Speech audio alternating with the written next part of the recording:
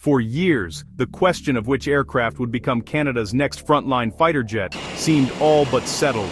The Royal Canadian Air Force's aging fleet of CF-18 Hornets, which have served the country for decades, was due for replacement, and the government's search for a modern successor had been a long and winding road.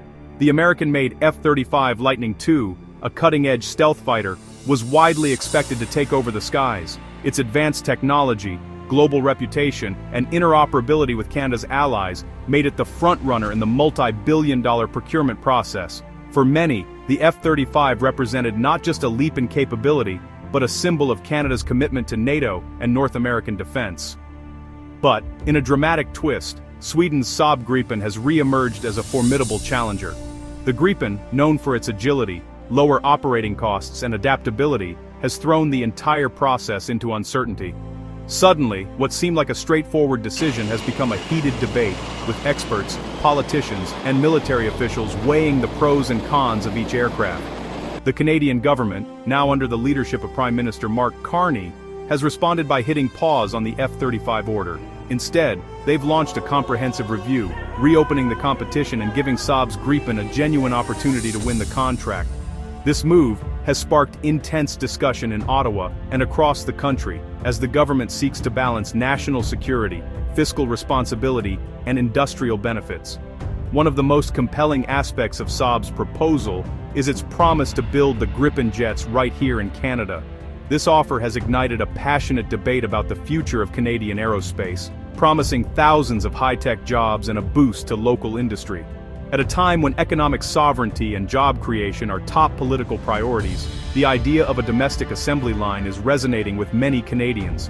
Meanwhile, international demand for the Gripen is on the rise, and Saab's willingness to transfer technology and expertise could position Canada as a key player in the global aerospace market.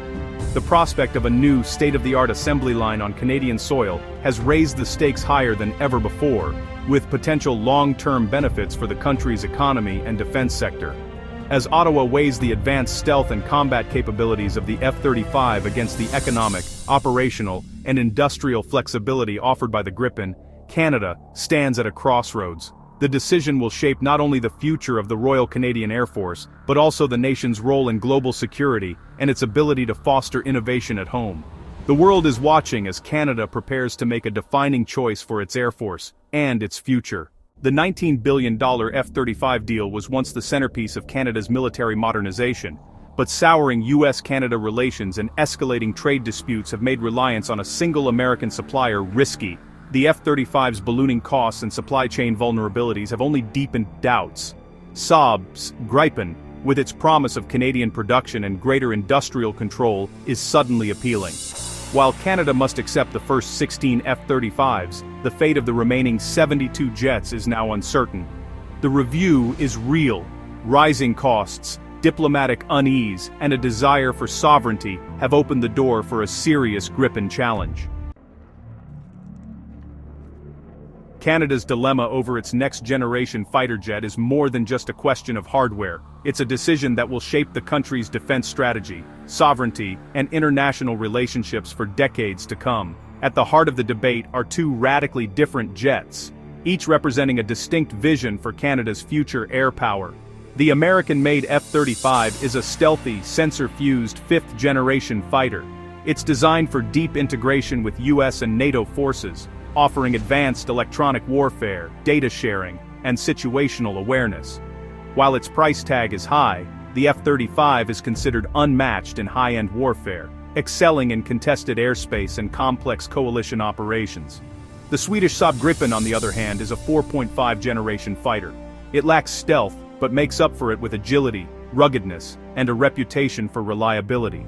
The Gripen is far cheaper to buy and operate, and its straightforward maintenance means it can be kept flying even in challenging conditions. Uniquely, the Gripen can launch from highways and remote airstrips, a crucial advantage for a country like Canada with vast, sparsely populated northern territories and limited infrastructure. This flexibility could be a game-changer for rapid response and defense of remote regions. The F-35's global user base is a major strength. With dozens of allied nations flying the jet, Canada would benefit from shared upgrades, training, and seamless interoperability. However, this also means tying Canada's Air Force closely to the US supply chain and political decisions.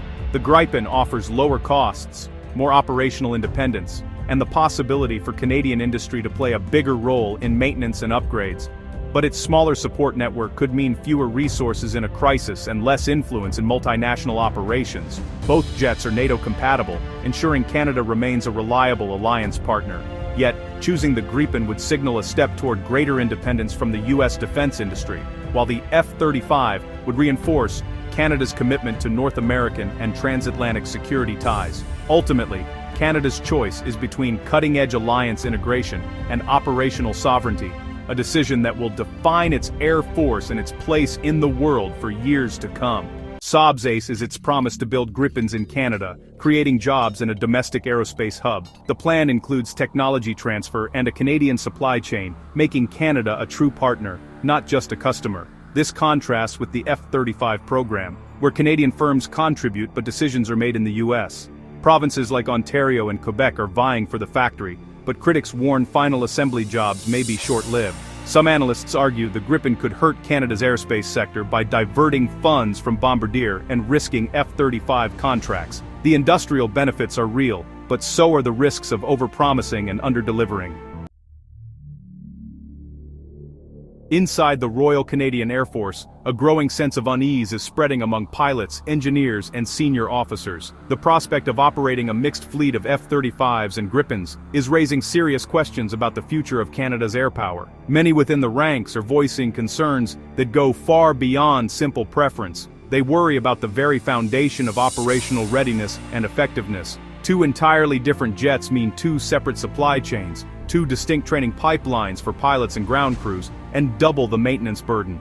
This comes at a time when the RCAF is already stretched thin, struggling to recruit and retain skilled personnel, and facing budgetary pressures that make every dollar count. While the Gripen is often touted as a cost-effective alternative, the hidden expenses of running parallel fleets could quickly erase any initial savings. Managing two sets of spare parts, specialized tools, and technical manuals would require a significant increase in logistics and administration, potentially straining the Air Force's already limited resources.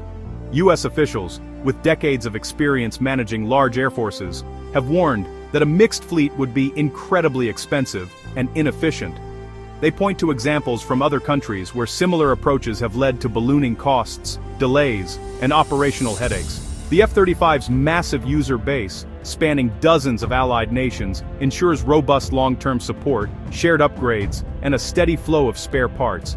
In contrast, a small Canadian Gripen fleet could quickly become isolated, with limited access to upgrades and dwindling support as global priorities shift. The logistical complexity of managing two advanced fighter types could overwhelm maintenance crews, create confusion in the supply chain, and ultimately cripple the Air Force's ability to respond quickly to threats or emergencies.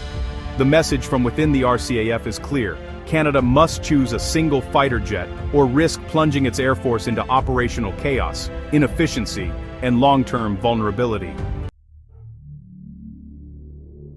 The fighter choice is about more than hardware. It's about Canada's place in NORAD and NATO. The F-35 is built for seamless integration with US forces, the backbone of North American defense. The Gripen, while NATO compatible, would complicate joint operations and could strain the US-Canada alliance.